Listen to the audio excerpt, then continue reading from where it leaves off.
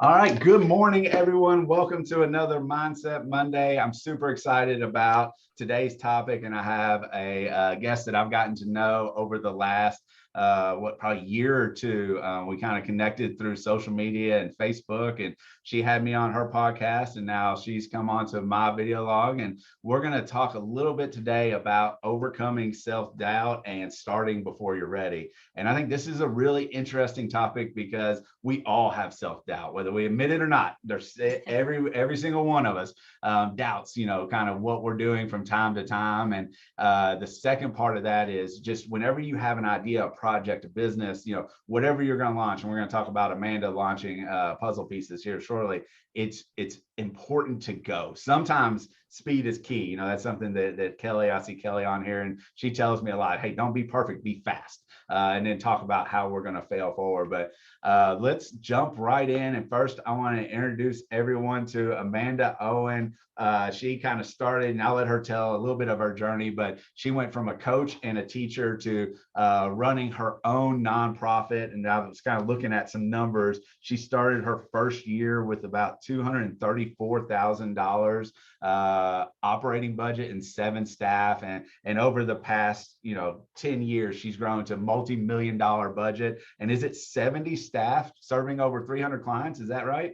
Yeah. Wow. And we're on the heels of the biggest fundraising event of the year a couple weeks ago at Lip Sync Battle. I got to be there in person. I haven't missed a year, except for the year we got married and we were still watching online. So huge successful event and everything accomplished. I can't imagine anybody better to speak to these subjects. So I'll let you do a quick little introduction. Tell the world a little bit about yourself and your family. Yeah, so I'm Amanda and I am 37. Sometimes I forget my age, and usually my husband tells me how old I am because I really feel like I'm in my 20s still. And I have 2 young boys. One is 11 and one is 9. I think he's 9. He might be 8. I don't do well with numbers, right? I just do it, right? I just have the kids and I just go year by year. I've been married for 14 years. My passion and my journey started with, I'm a sibling to a brother who is 40 and he has a disability.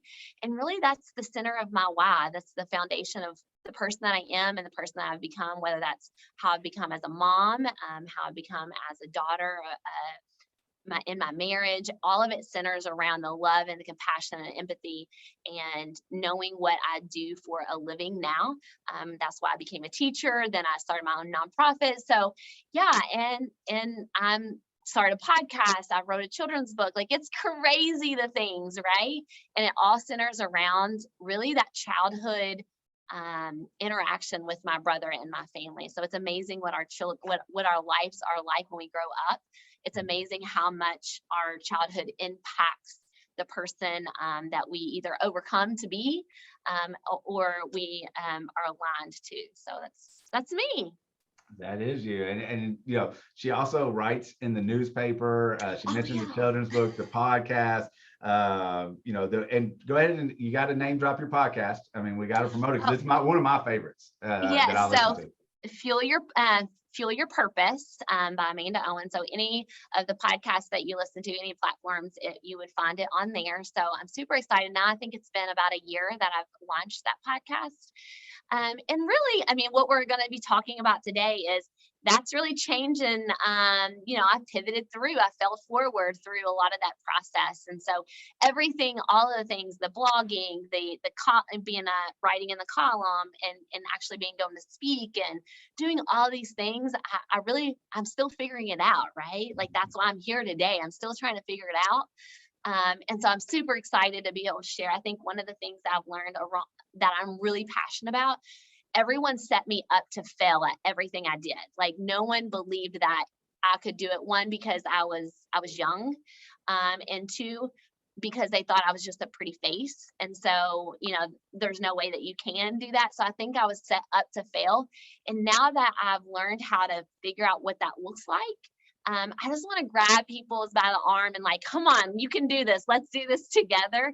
So it's not a look at me. I have this all figured out, because in real time, I am figuring it out. I am still having the self-doubt. I'm still doing things before I'm ready. But I just love sharing the story and bringing along people along the journey, because if I can do it, anybody can do it. Yeah, and I know something that we've talked about, and this is just a couple episodes ago, we did a little session on mastering your morning with Tammy Ramsey. And me and you have kind of talked about content creation in the past. And I know that you kind of got into journaling, or probably have been into journaling, but having that focused time, for somebody who writes so many different blogs, has your own podcast and everything else that you're doing, writing books and things like that. Where does that come from? The content creation portion in particular. So content creation, I think, is why I'm so aligned to that, and why it comes so natural.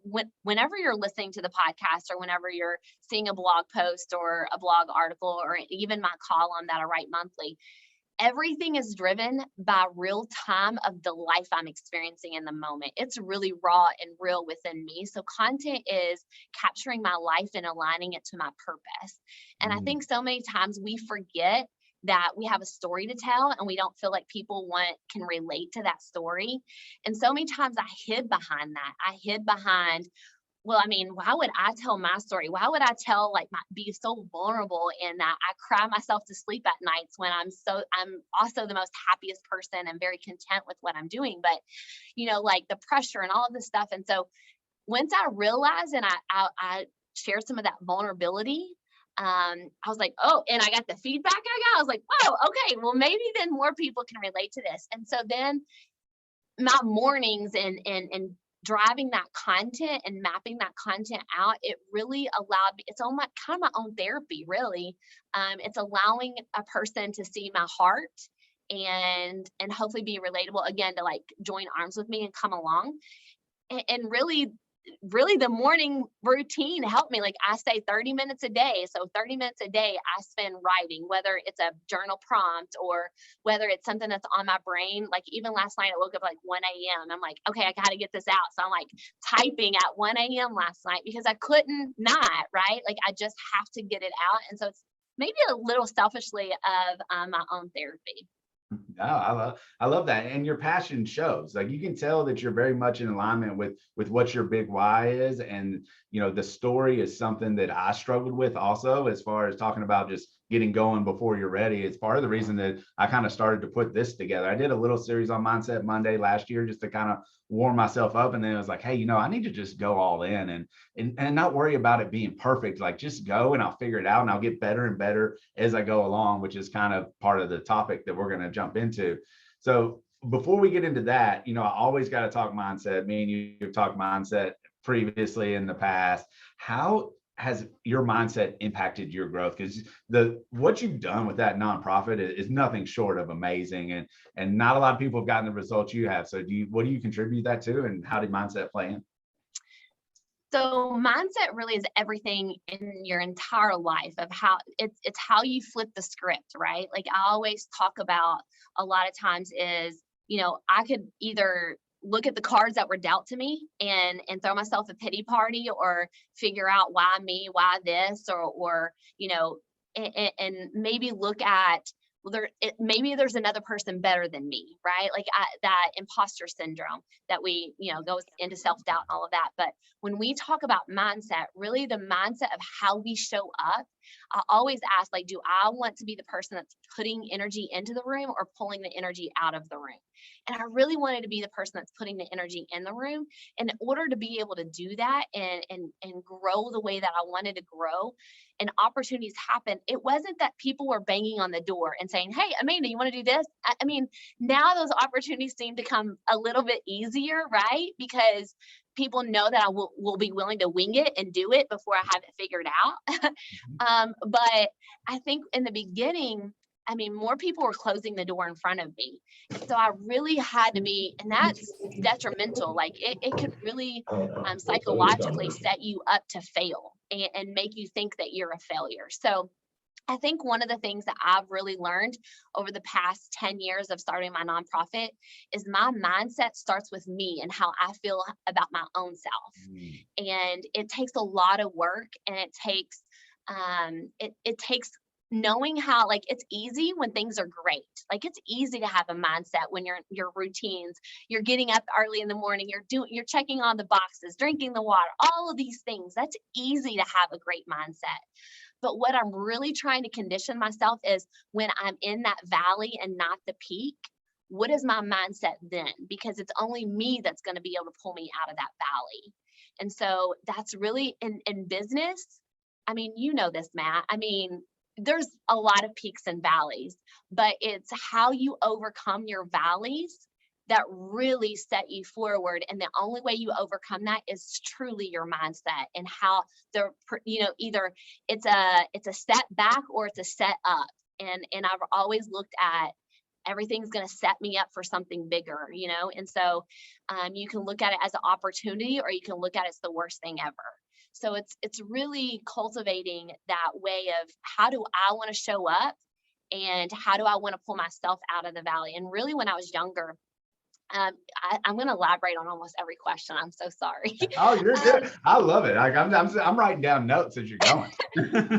But one of the things that I learned at a very young age is I looked for people before I started this journey of mindset and self development. I was looking to people to give me my fulfillment. I was looking outward at people to validate me and give me permission. And I was looking for, really honestly, sometimes my husband. I know that sounds crazy, but like, everybody in the whole world could be like, "Oh, you're amazing, Amanda." But if my husband wasn't saying it, I was like, I mean, what can I do differently? Right. So it was funny because I was looking for other people to make me happy, instead of really just determining what makes me happy. I was kind of robbing myself of joy, if I was being honest, because I was looking for other people to do that, when really it was my mindset. I had to shift it and realize that I'm the only person that can fulfill me, and know what my why is, and know why I want to share the story and continue to plug on. I love that, because in my company we have a saying: "Don't compare your insides to other people's outsides." And it's kind of and that's something that we all are kind of guilty of. Hey, look at what this person's accomplishing. How come I'm not? And we tend to naturally become victim mentality when that happens from time to time. And I love what you said about the peaks and valleys, because to me, mindset it's an evolution. And in the beginning, you're controlling how you feel when things are going good is usually where it starts. And it is till later on, whenever you learn how to pull yourself out of what might not be your ideal mindset. And then that's where it kind of really starts to take off from there. So I love that. Now, do you still have self-doubt from time to time? I know you've worked really hard on your mindset, but what's that look like? And talk through us through that.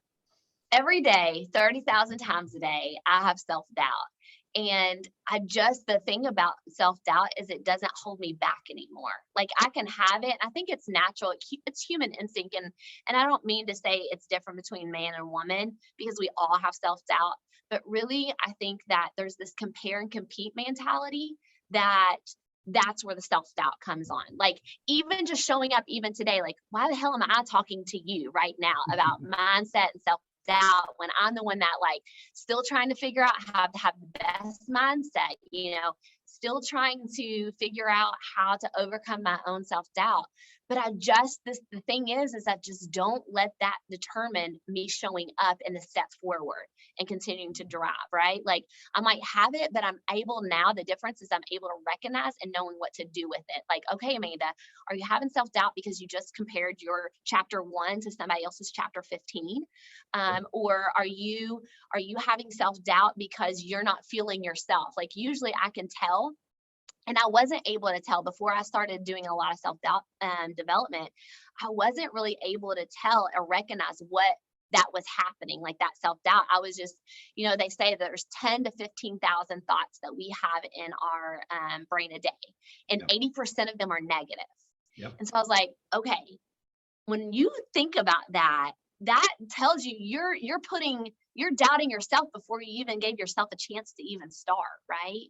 And so I mean, I think I'm not gonna lie to you. I'm always like, well, why me? Like, why write a children's book? Like, there's probably one out there. Why start a podcast? There's thousands, right? Like, who's gonna listen to me? Or, when I started the nonprofit and people were telling me that, that there's not this need, and, like, you won't ever make it, or it makes you, I think a lot of your childhood too of, I always tell this, and this is when I identified like my thought is everything to me, is I was bullied. So I was played softball, and I actually coached softball too.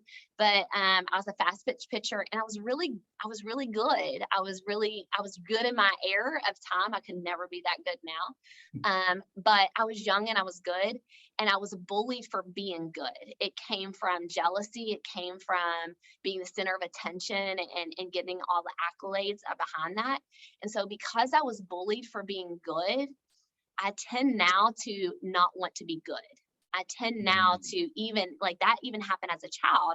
So growing up, I've just as an adult been able to identify, like, I don't want to shout my achievements. I don't want to celebrate me being good at anything, because how is other people going to take that? Like, they're, what and are they going to bully me for that? What are they saying behind my back? And so then that fuels the self-doubt. But I think the key to understanding that, and what I've looked, is you have to know where it starts and why it's happening, and then you're able to kind of change the narrative. You're able to pivot through that. Yeah, and I think you mentioned a couple things, and I wrote down here is the fear of failure. I think that creeps in a lot. A lot of times it can be paralyzing, and that we're so afraid of what everybody else is going to think about what we're doing, or maybe even ourselves. We doubt our own skills, or is like you said, is my story compelling? Is there a need there? When the actuality, there's always a need. There's always somebody who can learn from you, or that is in a path that you previously were on or currently are on, and you never know who you can motivate, or whose day you can change. And even if it's only one person, it's worthwhile. But a lot of times it ends up being significantly more, maybe even hundreds or even thousands of people, and being able to reflect, like you said, to be able to look back and say, why do I feel the way I feel, is something that I think is really important, that self-reflection period of it. So I love that. What about, what do you, because I know you went from teacher and coach and made this dive into, what you're doing now with puzzle pieces and the nonprofit. Did you feel like you were ready when you launched it? And what pushed you over the edge to just say, you know what, I'm doing it, let's go? I still don't feel like I'm ready. And I'm 10 years into it, right? I think what it is I recently, and this is so me, like Mel Robbins was speaking directly to me. If you haven't listened to her things that she does on her guest podcast, she doesn't have a podcast, but she's on guest on a lot. But her book, The High Five Habit, is amazing. Or yeah, it's The High Five Habit. But one of the things that she has spoke to that was like designed strictly for me, she made it for me. That's what I keep saying, is I am flying the plane as I am building the plane. And that resonated with me, that I was never ready. Like I used to always say, like, I'm just a school teacher. Like, I don't know how to run a business, because the myth behind a nonprofit is that it's not really business, but it totally is business. It's all 100%. business. Yeah. And so I think that what I've learned over time is, until you believe in yourself and you believe the direction of where you're going. I knew what I wanted. I knew what I wanted to serve. And I wanted to serve those with disabilities. And I knew I could see it, I could visualize it. And there's really great studies behind visualizing what you want the outcome to be. If you can visualize it. And I could see the families impacted. I could see the clients. I could see the happiness.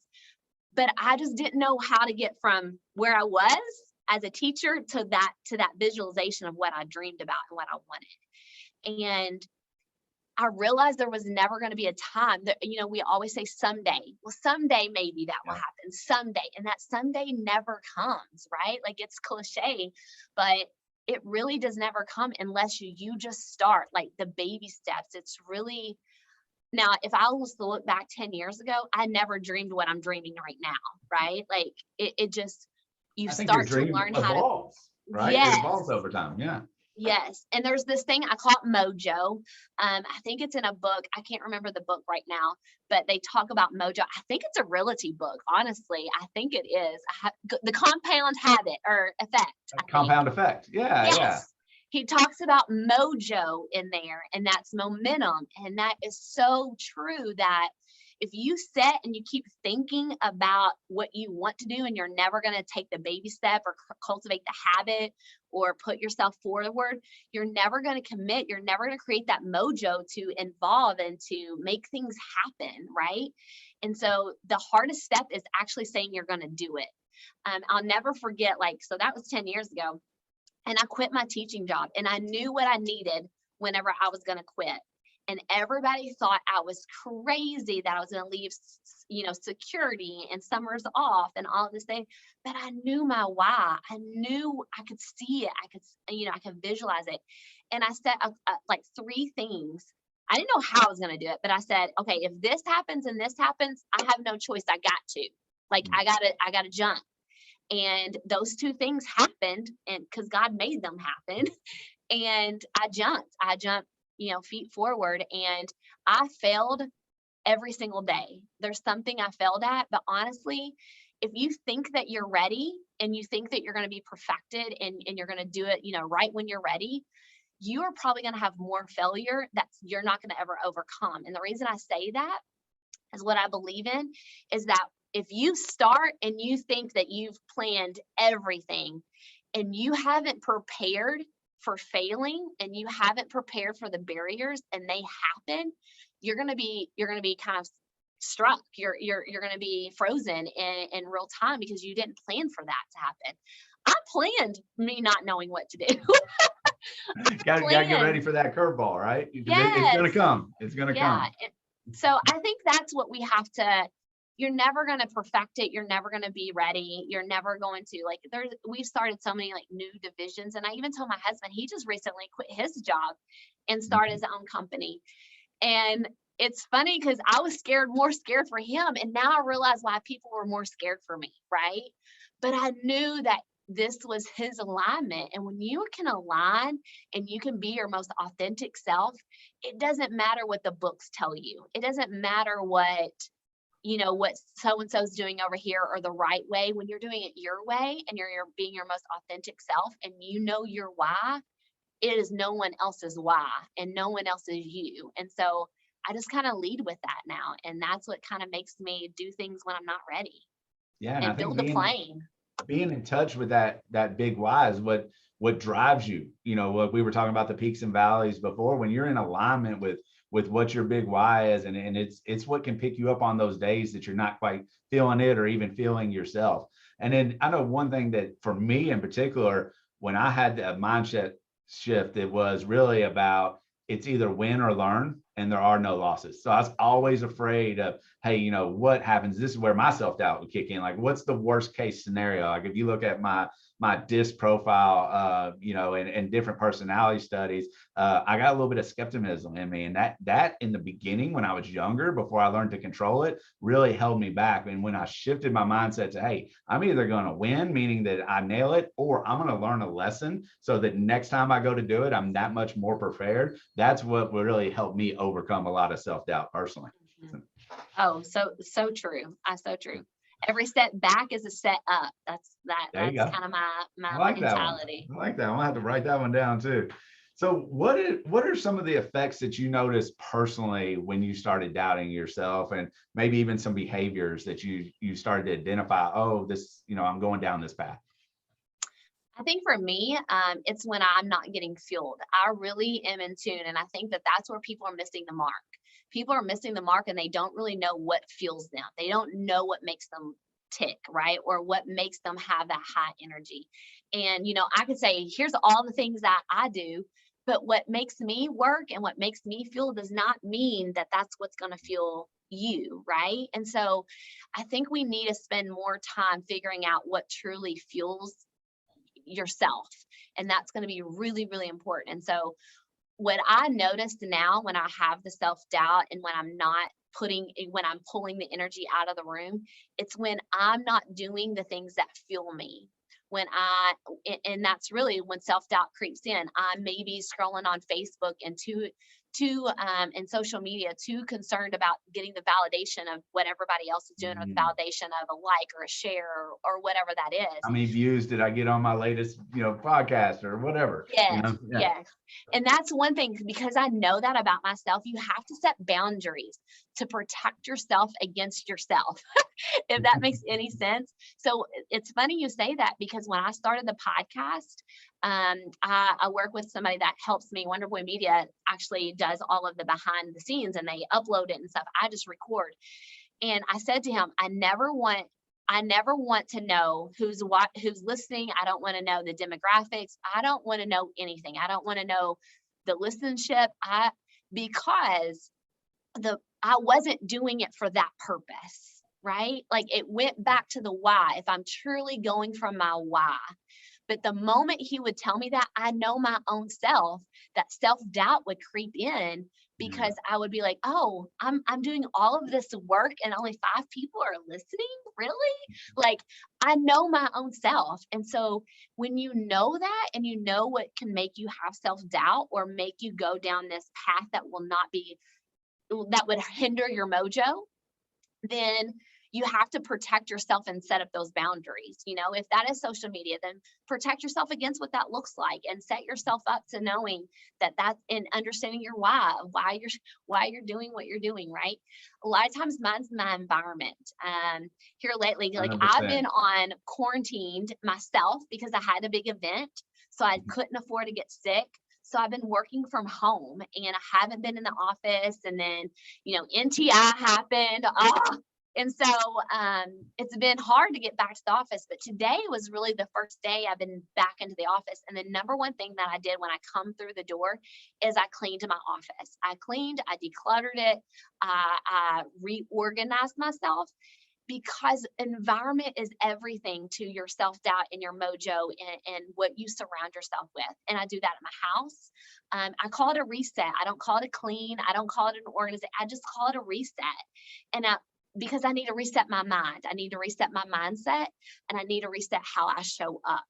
And all of those things help with my self-doubt. All of those things. Like, I know that sounds crazy, but it really is your No, self-doubt. it's spot on, because I'm the same way. For me, I'm all about energy, and it's either, everything I do, and people, even people I'm around, my office, it either gives me energy or it takes energy away from me. And right now I'm looking at my desk and it's like, oh man, I got to clean this. Like, that's all my brain went to when you mentioned that. And but it's energy, environment. You're the sum of the 5 people that you spend the most time around. All of those things are very true, and that has a huge impact on what direction you're going to go in every aspect of life. There's 7 different aspects of life, and not just business, but even when it comes to family and other things like that, it's really about being focused on what empowers you to be the best version of yourself. And like you said, for you, it's a lot of environment. For me, it's the energy, and making sure that I protect myself from whether it's people or things that take away from my energy. Because if I get too dwelled onto those things, then I start to adapt to that environment, if you will. So no, I think that's spot on, making sure that you have a productive environment and are around people that are in alignment with where you're wanting to go. And I don't mean they have to do exactly what you do, but be that growth mindset so that you can continue to grow as well.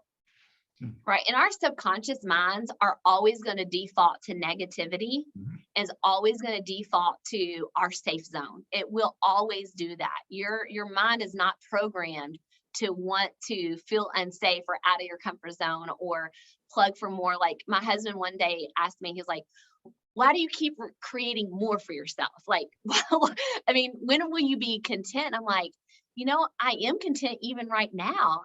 I'm very fulfilled and very content. However, I know there's more I have to give to others. Like, if I feel the blessings that I can bless somebody and serve somebody, then I need to do it for myself, to not have the self-doubt and work on myself, so that way I can show up for others the way that I want to show up for others.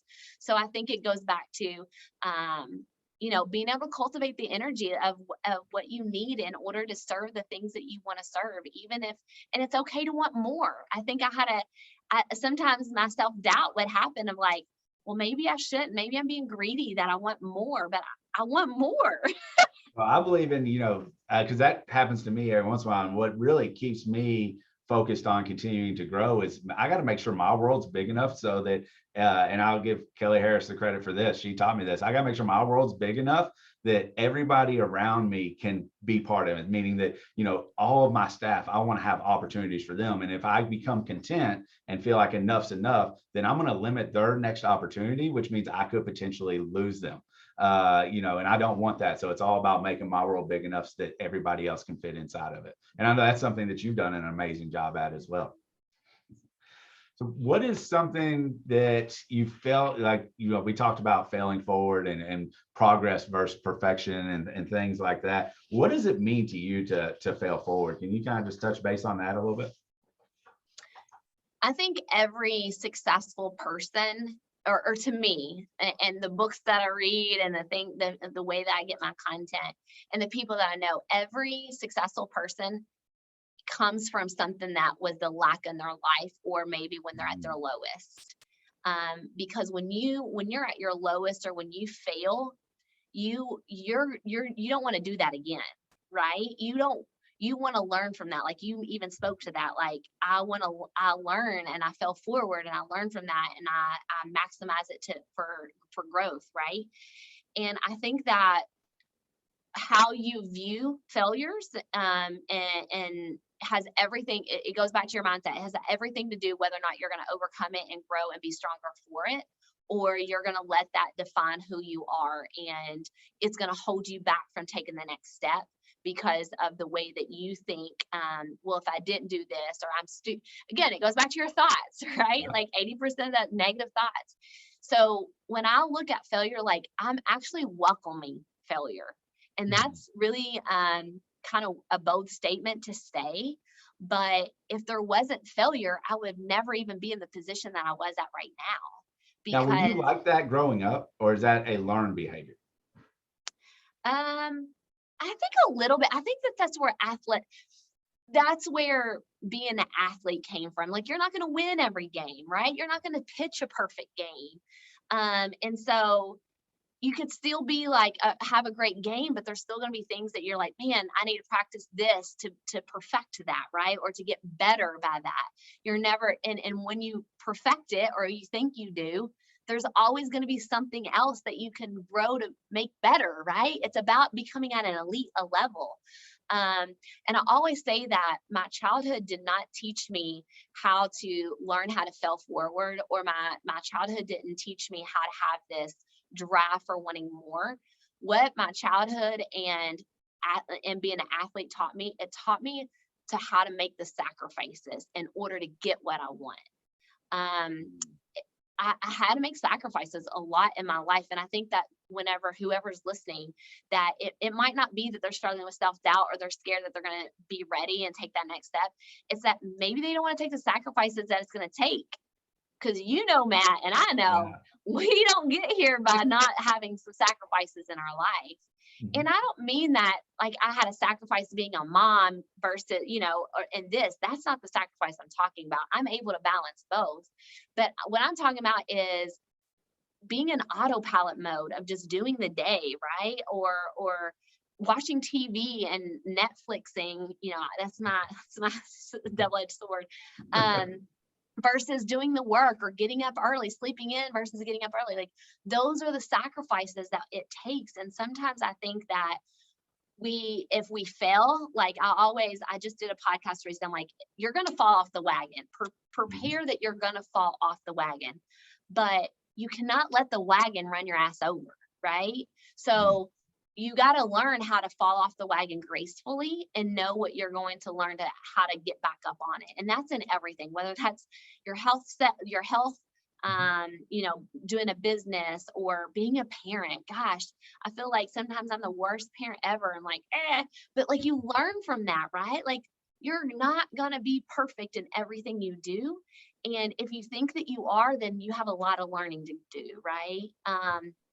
So I don't know that I even answered your No, question. you did, but you brought up something else, and I mean, I know we can go on forever, but I do want to make this point. You had mentioned balance, and I was just having this conversation the other day, and perfect work-life balance in my mind doesn't exist. I'll be honest. It is whenever you take on a new project, you're like that accordion, you have to expand your capacity inside that area, which means that another area is probably going to shrink in your life. And I think the sooner that you recognize that and you're able to give your energy when it's needed to certain aspects of your life and be able to expand and collapse each of those and recognize that that's just the normal cycle of life. There's times that I'm working way more than, I'm working, then I'm playing golf. And there's times that, maybe I'm focused on my golf game. There's times I'm focused on my family. There's times I'm focused on other activities, and all that expands and collapses. And that's normal. And it's actually good because it keeps me from getting burnt out.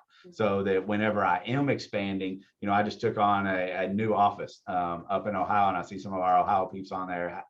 Hey, Julie, good to see you all. When I took that on, I knew that for the next 6 months, my work schedule is going to be a little bit extended beyond what it normally is. I have to learn a new system. I have to learn, new people, things like that. And then I know over time, as I put leverage into place and things become in alignment and our leadership teams really get all together, then, that's going to condense back down, and I'll get that, God, family, business back in alignment. So I think it's important to recognize that when you take these leaps of faith, if you will, and you take on these new projects, that it's okay to get a little bit out of alignment. You just don't want to sustain that for too long, because then it kind of gets a little chaotic, or burnout could come into play.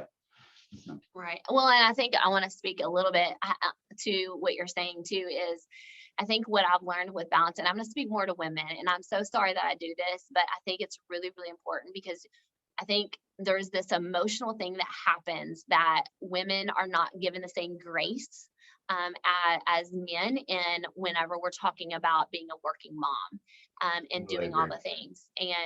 And so I think that for me personally, I did battle with that, not because I was able to actually do both. I can do both, and I can balance both worlds. But I was so concerned about what people viewed me as if I was going to going out and doing this. They assume that I can't be a good parent. Or if I'm not doing muffins with mom, that if I can't do that, well, because she's running puzzle pieces and she's out, like she can't do both. But I can do both, and I am doing both. And I think so many times women need to be empowered that you don't have to be all the things at all the time, right? And I think that that's what we are emotionally invested in, doing all the things and all the tasks. And I think that one of the things that I want to make sure I cultivate to women around me in doing this is that how you balance is prioritizing what's in the moment is the best alignment towards what God needs from you, and what you need for yourself, and what means something to you. It doesn't matter how it looks to everybody else on the outside. And I was really caught up in that in the beginning of like, well, what are people going to think? I'm like, you know what? Like, I think one day, like maybe I even did play golf with like a couple of friends on a Friday. I'm like, what is this going to look like to people? Like if I'm out doing that, but I knew that that's what I needed to be able to show up even better in my workforce. So you have to You got to know and fuel identify. yourself before you can fuel everybody else. Yes. Yeah, And I for think sure. that's where the true balance comes from. No one knows the work hours that you put in. No one knows what sacrifices and the hustle. So if you need a vacation, or you need the girls trip, or you need a golf day, or you need to be at home and, do NTI, and that's what you need, people will hopefully know, and you should know that you're prioritizing what's needed in that moment. And that's how you start to balance everything. I love that. No, that's a really good point. So as we wrap up, if you could give one piece of advice to our viewers, and it doesn't even have to be on the topic, just if you could have them take away one thing from everything we talked about. We touched base on a lot of different points, and you made a lot of really strong suggestions on mindset and self-doubt and starting before you're ready. What do you want to leave everybody with? Ooh. Gosh, there's so much. I think one of the things that I didn't know how easy it was to do self-development. And I think if I could go back, there's so much free content. There's so much that's out there. that people are pouring into each other, but that I think so many times I did this. I was observer. I was not a participant in my own life. I was observing from the outside looking in, wanting and Wow, that's wishing. powerful. And so in order to get what you want, you have to do the work. And sometimes it's just being a participant in your own life and celebrating. Sorry, I'm going to go on to this whole other tangent, but Oh, you're good. I read this book, Pivot and Go. Like, as you can tell, I'm a book reader. So Pivot and Go, it talks about in there, David Nurse. It's like a 29-day blueprint. Have you read that book? No, I haven't. I'm gonna have to check Okay, that one it out. needs to be. Okay, so he talks about, this is so me. He talks about building an island of all of your dreams. And on this island, you just build everything that you put on the island, anything you hope for, want for, wish for, right? And then that island's over here and there's a big ocean and you're the captain of that ship.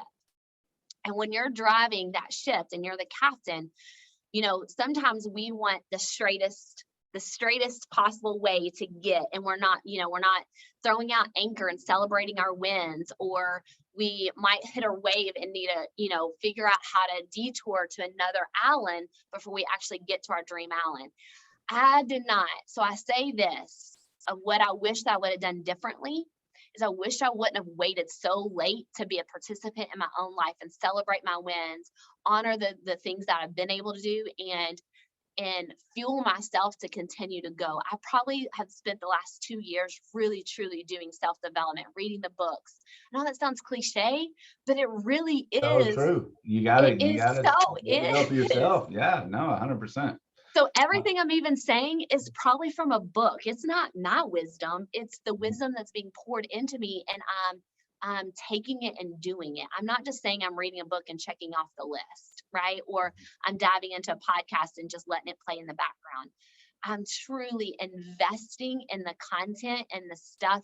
Like, even the people that are showing up right now for this Mindset Monday, there's something they want to gain, but what are you going to do with it? Right? Are you going to store it and not do anything with it and let it be on a bookcase, or let it be I'll get to that, or, that sounds all great, but I'll get to that when I can. I'm telling you, like, right now's the day. Like, you got to start.